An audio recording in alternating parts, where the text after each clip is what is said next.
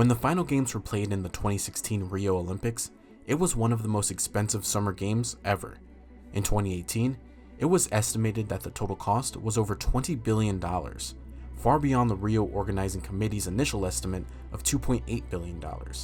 Rio had big stadiums, impressive athletic villages, and top-of-the-line training facilities, all of which significantly impacted the game's bottom line. But that big spending didn't just end with the cost of just hosting the games. The city of Rio had to pay for new subway lines, a renovated shipping port, a doping testing lab, and environmental cleanup costs in the Guanabara Bay. But just 7 months after the games, the once grand Olympic venues look like this. These crumbling facilities left vacant are the byproduct of a city struggling with debt and colossal maintenance costs, all from billions of dollars in overrun costs. Most of the facilities built for the Rio Games were not supposed to last longer than the life cycle of the games itself, but the change in local government left the venues in limbo, waiting to be used or dismantled. Now the question of the venues, and especially those that are still up there in the park, were not supposed to be. They were supposed to be dismantled. Cities going over budget when hosting the Olympics isn't unique to just Rio. According to the Council of Foreign Relations, since 1960, every Olympics saw significant overrun costs, all except one.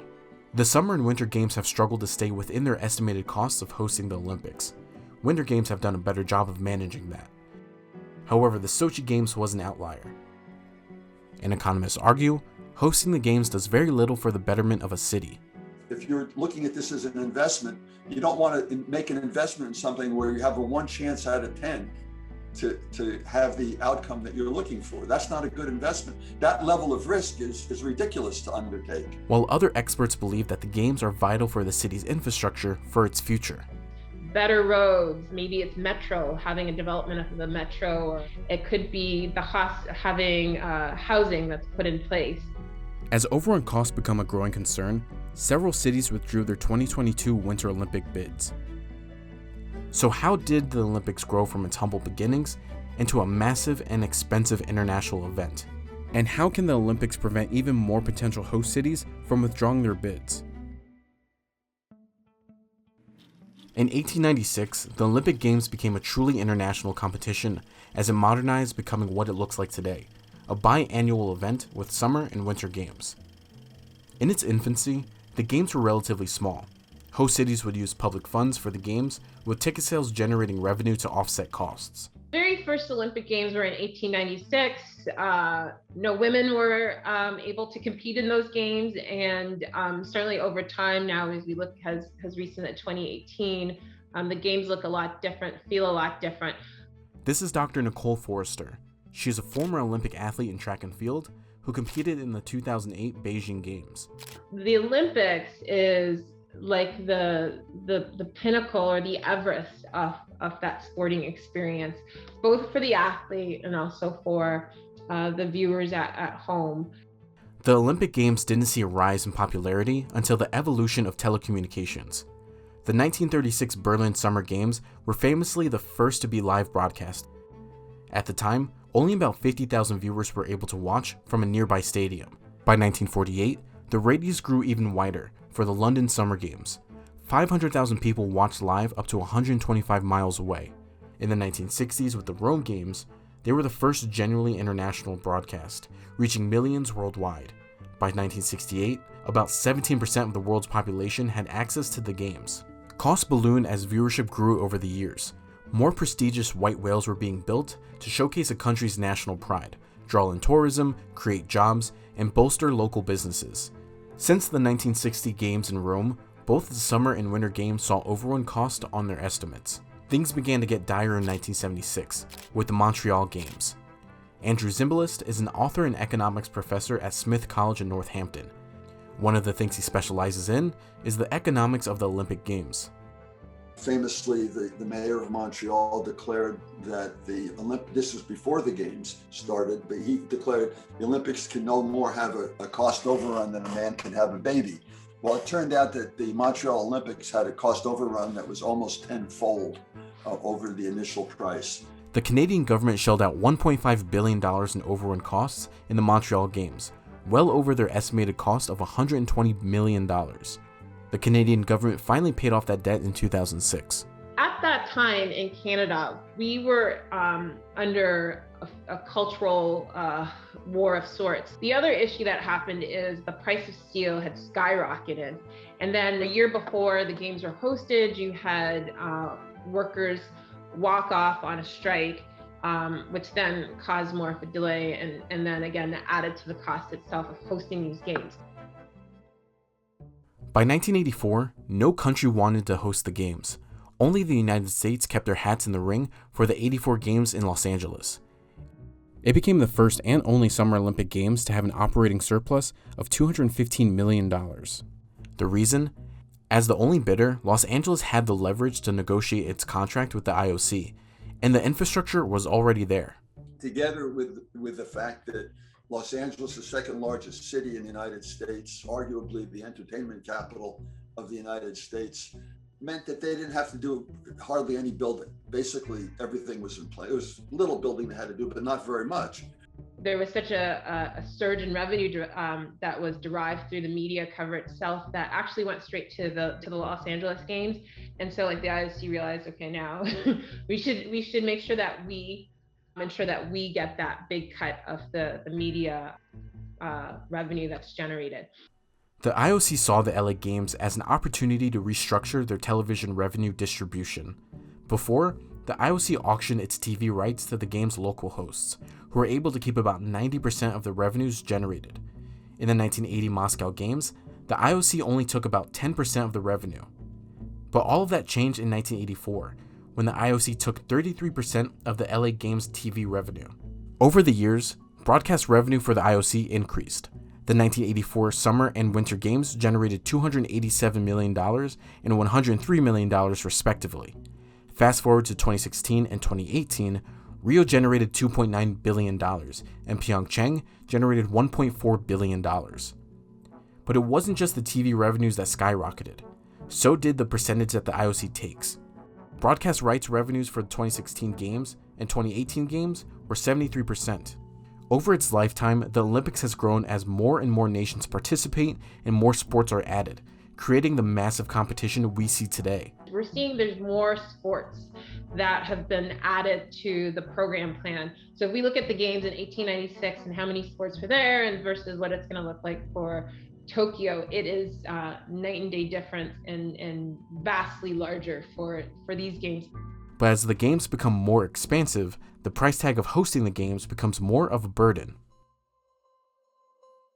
Before a host city begins constructing elaborate venues, putting in a bid to host the games itself can cost tens of millions of dollars. All these cities would come together and would bid, and then it would be narrowed down to say like 5 other cities, and then you've got people within the IOC visiting, doing these site visits to help decide like where we're going to go, and then it narrows down to like 2 cities and then so on. This used to be a very costly process to do, with a very small guarantee that that city would be successful through the bidding process. Just take the Tokyo bid to host the 2016 Summer Games. $150 million was spent by the Japanese Olympic Committee for expensive consulting firms, city planning, event organizing, architecture firms, and much more. Eventually, that bid went to Rio. However, Tokyo did have a successful bid for the 2020 Games, but spent an additional $75 million for an updated evaluation and planning. Winning an Olympic bid comes with a steep price tag. The largest single facility that has to get built is the Olympic Village. This is for the Summer Games. This is the village that has to accommodate 11,000 athletes and about 5,000 additional coaches and trainers. In addition to having the lodging, you need to have athletic training facilities. You need to have tracks. You need to have weight rooms. You need to have other facilities. You need to have restaurants. You need to have entertainment facilities for the athletes. You need to have clinics, medical clinics. So you're actually building a village. You know, this is a full service village. So what else needs to get built? Then you have the Olympic Stadium, infrastructure, road infrastructure, telecommunications infrastructure. Also potentially billions of dollars there. Security costs these days easily run $1.5 to $2 billion. While both the Summer and Winter Games are expensive to host, the Summer Games are typically more costly and expansive. There are more athletes, more competitions, and events that require more specialized facilities. Winter Games usually stay within their cost estimate threshold, with minimum overrun costs.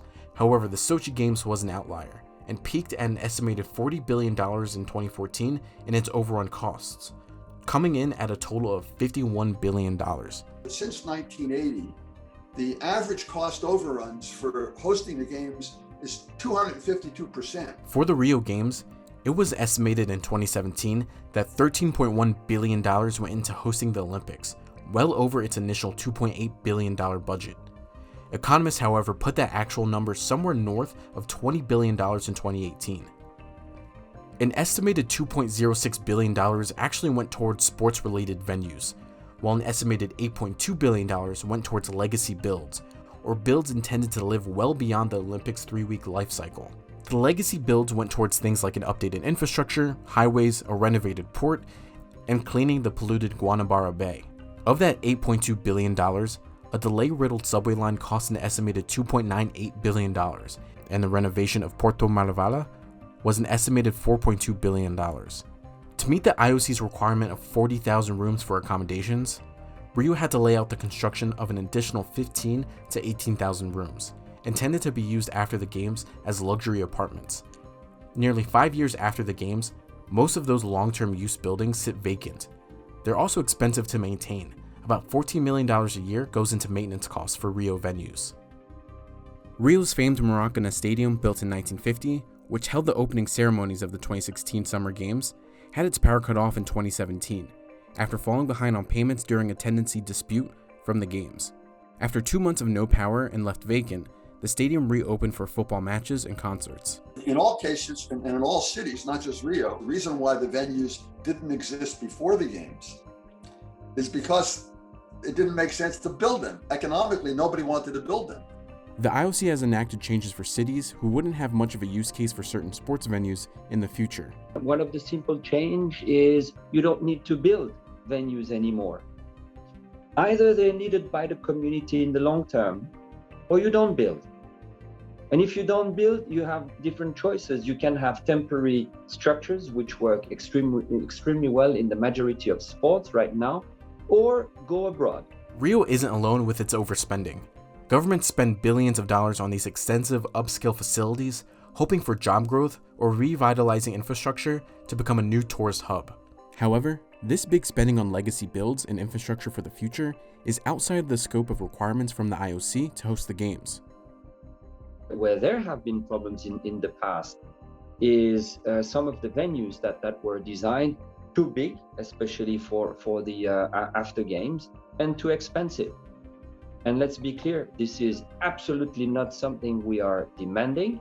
What we are doing now to make sure that we don't have these problems, they do not repeat, is that at the time when we are speaking about the future games, like it is the case now in Brisbane, we decide together about the venue, the master plan, what makes sense or what doesn't make sense, so that we cannot be accused of any problems in the long run.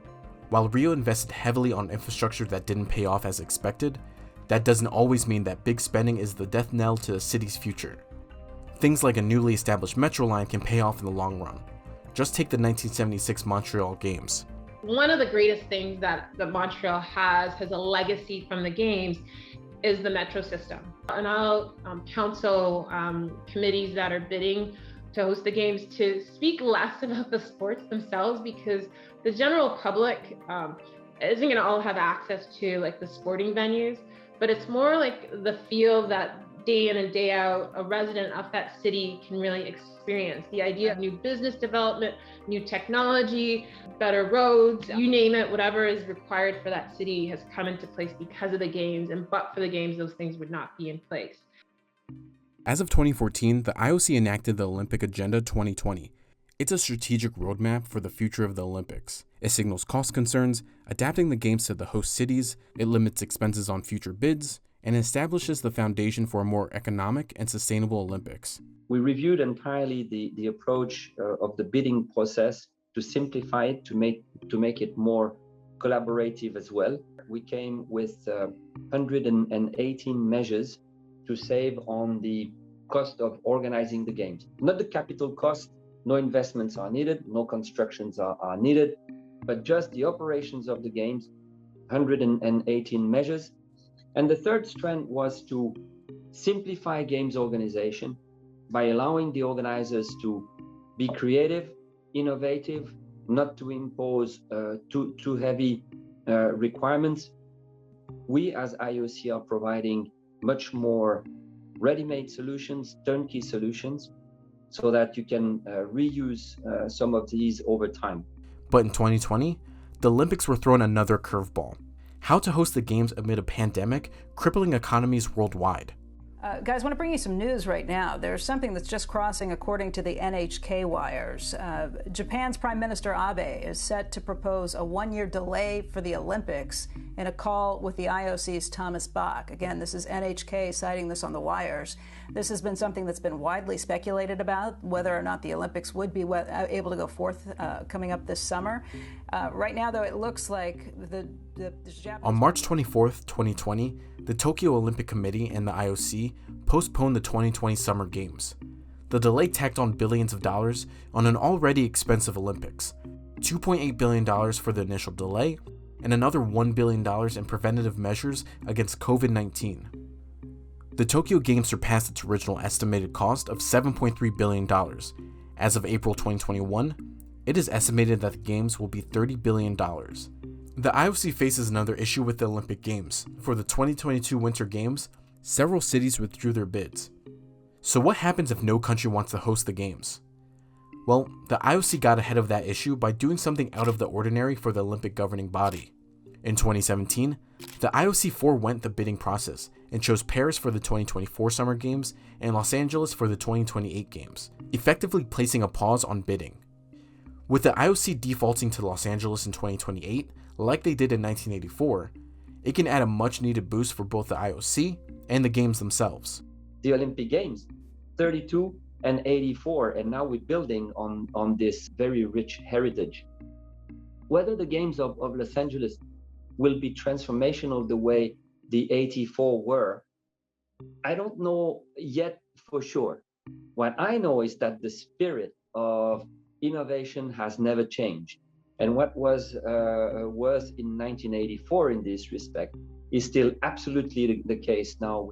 While the Games are a financial burden for most cities, it continues to serve its original purpose as a symbolic event, making the world smaller as athletes from nations all over the world come together to compete.